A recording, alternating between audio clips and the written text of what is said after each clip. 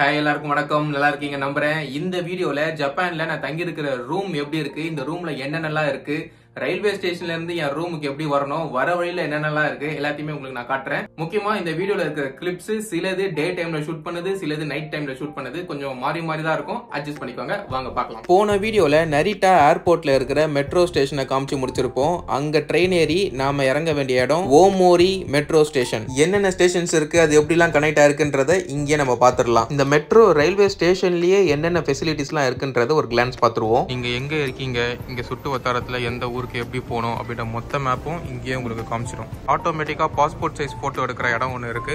இது உள்ள நீங்க போய் நின்றுட்டு காசு கொடுத்து உங்களுக்கு எந்த சைஸ்ல போட்டோ வேணும்ன்றதை நீங்க ஸ்பெசிஃபை பண்ணி கிளிக் பண்ணிட்டீங்கன்னா அதுவே உங்களை அழகா போட்டோ எடுத்து பாஸ்போர்ட் சைஸ் போட்டோ உங்க கையிலேயே கொடுத்துரும். ஸ்டேஷன்ல இருந்து வெளியே வந்ததும் இந்த வழியா தான் எங்க ரூமுக்கு நான் போகணும். ஓமோரி ரயில்வே ஸ்டேஷன்ல இருந்து வெளியே வந்ததுமே உங்களுக்கு ரெஸ்டாரண்ட்ஸ், க்ராசரி ஷாப்ஸ்னு இங்க நிறைய பில்டிங்ஸ் இருக்கு.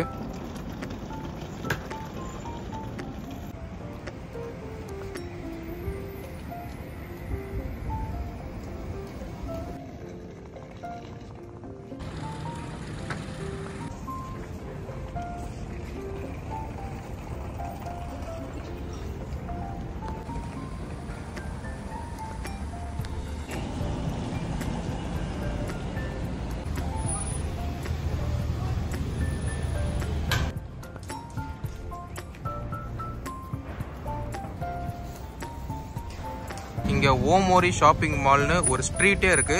அந்த ஸ்ட்ரீட் வழியா தான் போய் என் ரூமுக்கு நான் போகணும். இதுதான் அந்த ஓமோரி ஷாப்பிங் மால் ஸ்ட்ரீட். இங்க ஃபுல்லா ரெஸ்டாரண்ட்ஸ் எக்கச்சக்க கடை இருக்கு. அப்படியே திரும்பினா இந்த ரோடு வழியா நம்ம வீட்டுக்கு நம்ம போக போறோம். இப்போ நம்ம போற இந்த ரோட்ல என்னென்ன கடைகள்லாம் இருக்குன்னு அப்படியே ஒரு கிளான்ஸ் பார்த்துக்கிட்டே போவோம். வாங்க.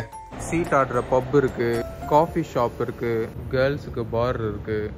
இது நம்ம ஊர் சாப்பாடு கிடைக்குன்ற மாதிரி போட்டிருக்கு. இந்த எஃப்ன்றது ஃபியூயல் நினைக்கிறேன். நம்ம கார் கொண்டு வந்து இங்க நிறுத்திட்டு எவ்வளோ பெட்ரோல் வேணுமோ அதுக்கான காசை போட்டு நாமளே பெட்ரோல் போட்டுக்கிட்டு வண்டி எடுத்துட்டு போக வேண்டியதுதான். கேம்ஸ் ஆடுற ஷாப்ஸ் இருக்கு. இங்க நிறைய ரோட்ல இந்த மாதிரி ஃப்ரிட்ஜஸை நீங்க நிறைய பார்க்கலாம். காசு போட்டு உள்ள இருக்கிற ட்ரிங்க் எடுத்து குடிச்சிட்டு நீங்க போயிட்டே இருக்கலாம். ஸ்ட்ரீட் லைட்ஸ்லாம் பாத்தீங்களா, நல்லா பெருசா குண்டு குண்டா வச்சிருப்பாங்க, பளிர்னு இருக்கும். ரோடு எல்லாமே செம்மையா மெயின்டைன் பண்ணுவாங்க. நான் மார்னிங் டைம்ல ஒரு வீடியோ எடுத்து காட்டுறேன். இதுதான் 7-Eleven. இதுக்குள்ளே நமக்கு சாப்பிட வேண்டிய எல்லா விஷயமும் கிடைக்கும். ரெடிமேடாகவும் கிடைக்கும், சமைக்கிறதுக்கும் கிடைக்கும். அப்படியே ஆப்போசிட்டில் ஜிம் இருக்குது, அப்புறம் ஒரு ஃபார்மசி, அப்புறம் ஒரு டென்டல் கிளினிக்கு, கலைநயத்துக்காக ஒரு கடை. இங்கே வீடு எல்லாமே ஒவ்வொரு வீடும் ஒவ்வொரு மாதிரி டிசைனாக இருக்கும். வீடுங்களை காட்டுறதுக்காகவே ஒரு தனி வீடியோ கூட ரெடி பண்ணி போடுறேன். இதே ரோட்ல ஃபியூயல் போடுற இடம் பார்த்தோம்ல, அதே மாதிரி இங்க கார் பார்க்கிங், இதுவும் அதே இடம் தான் மார்னிங் டைம்ல ஷூட் பண்ணது. இந்த கார் பார்க்கிங்க்கு ஆப்போசிட்லயே குழந்தைங்க சைக்கிள் ஓட்டி விளையாடுறதுக்கான ஒரு பார்க்கு.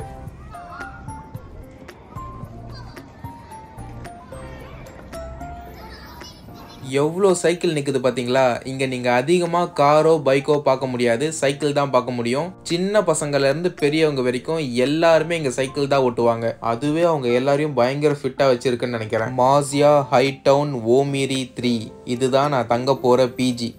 இந்த பில்டிங்கில் 6வது மாடியில் ஒரு ரூம் தான் எனக்கு கொடுத்துருக்காங்க. ஒரு சீக்ரெட் கோடு இருக்குது. அந்த சீக்ரெட் கோடு என்டர் பண்ணாதான் நமக்கு கேட்டே ஓப்பன் ஆகும்.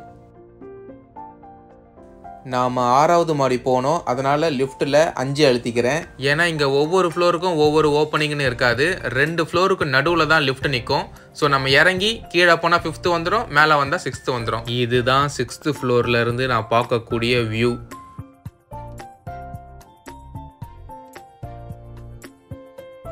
இது எக்ஸாக்டா என்னுடைய ரூம்ல இருந்து வெளியே எட்டி பார்த்தா நமக்கு கிடைக்கிற வியூ. ரூம் நம்பர் 604 தான் நம்மளோட ரூம். இதுதான் நான் தங்கி இருக்கும் மாளிகை. முதல்ல வீட்டை பூட்டிப்போம். உள்ள வந்த உடனே ஷூ ரேக்கு. என்னடா ஷூக்கு பக்கத்துல என்ன டப்பாலாம் இருக்குன்னு நினைக்காதீங்க. பேச்சுலர் ரூம்னா கொஞ்சம் அப்படி தான் இருக்கும், அட்ஜஸ்ட் பண்ணிக்கோங்க. இதுக்குள்ள ஷூலாம் வச்சுக்கலாம். பக்கத்துலேயே கிச்சன் செட்டப்பு, இண்டக்ஷன் ஸ்டவ் தான் இங்கே எல்லாமே. அப்புறம் சிங்க்ல சமையல் செஞ்சு போடுறது எல்லாமே இருக்கு.